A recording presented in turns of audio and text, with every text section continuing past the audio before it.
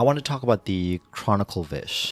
I don't know if it's going to be in phase 1 or phase 2, but this is the banner with all the characters here. We have Ayaka, Ayato, Yoimiya, Chiori, Yaemiko, Ito, Kokomi, and Kazuha. So it's all the characters from Inazuma.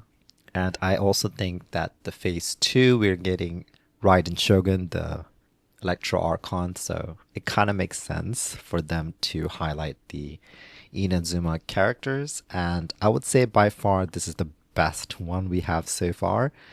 And mind you, these characters are pretty dated in a sense, like Inazuma came out like long time ago. Except for Chiori, she came out when in the Fontaine era, so she's fairly new. So of all of them, I think Chiori is the one that's like the most powerful when it comes to DPS potential. But we do know that Kazuha still is one of the best Anemo Viridescent set user. He's better than the Anemo Archon. Venti, because of his grouping ability, he doesn't really have that limitation like Venti does when it comes to heavier enemies. Ayaka is one of the best cryo DPS still out there. Ayato has taken a backseat ever since he was released to us. I think afterwards people just kind of like forgot about him, including myself. And mind you, I have this character. His skill is where you get all his damage. His burst provides a really good hydro application. So if I look at here, so I don't have 3 characters out of this 8. The 3 characters that I don't have are Chiori, Yaemiko, and Ito. And it's kind of sad the fact that I don't have Yaemiko because I really like her design. She is a beautiful character. But for me, her gameplay wasn't convincing enough for me to summon for her. If the character's pretty and if the gameplay sucks, it is really hard for me to pull for the characters because at the end of the day, you want to play the characters. And Yoimiya, I have her. Unfortunately, she's a single attack DPS. She used to be one of the I wouldn't say best, but she used to compete with Hu Tao and Yoimiya. If you don't have a shield on her, without shielder, she is pretty bad because she gets staggered and she gets pushed back and it's very difficult. Pyro unit, pretty dated and pretty boring to play with. And Chiori, I don't really know too much of Chiori, but I know she shares the similarity with, Kaching, right? She teleports with her skill, similar to Kaching, and she's a Geo unit, so... And Ito, when Hoyoverse released his design for the first time, I was very interested in this character. Not because of his abs, but he looked different. He looked very rough. And I was just like, okay, this is a new character. I want to see his personality. Is it really going to match his, appearance? And it did.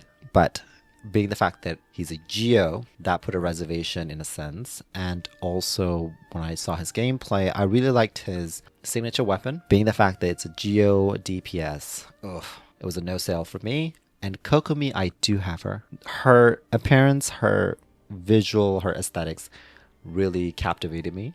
As a healer, she was one of the best healer when she got released for the first time.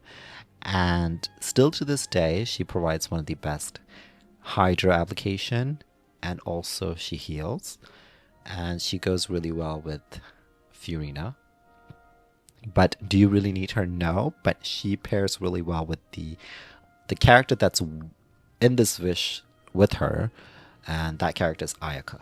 Because Ayaka with Kokomi provides the 100% freeze, and she goes really well with her, and she also heals. So Kokomi's there.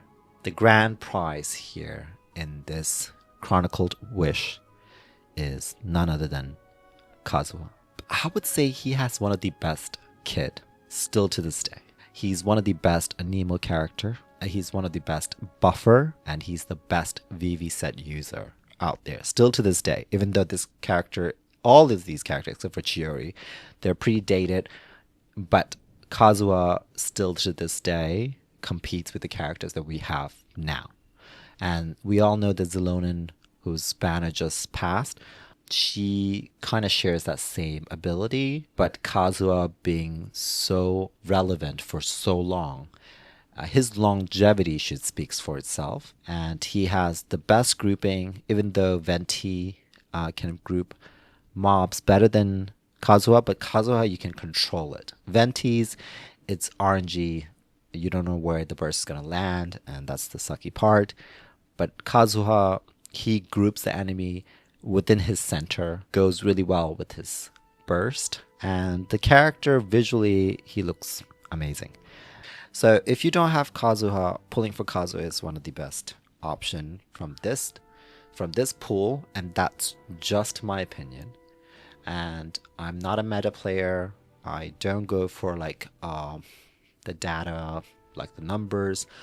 I usually prioritize my gameplay, or how I play this game is that if I enjoy the game, the character, I'll pull for them.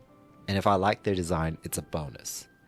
And Kazuha, he's a bonus because the character looks nice. I like his aesthetics, and also his kit. I love it. So, do I think the Chronicle Wish is worth summoning for? My opinion, yes, because we have Kazuha. Final answer here.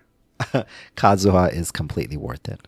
But if you have Shilonen and you don't really need Kazuha, who doesn't need Kazuha? Look at this guy. Come on now. Like, we all need Kazuha. So there you have it. I just wanted to do a quick video of the Chronicle Wish that's coming up soon. And that's just my opinion. And like I said, I have 5 out of 8 characters. I have them. And I would say the only 2 characters I use the most. Kazuha never leaves my roster when it comes to the difficulties of the game. And Kokomi comes here and there because of her healing factor. And that's about it. Alright, so there you have it. Good luck if you're going to summon for the Chronicle Wish. Thank you so much for watching. And if you watched the video till this very end, I truly appreciate your support. Please like and subscribe. And I'll see you next time. Bye-bye.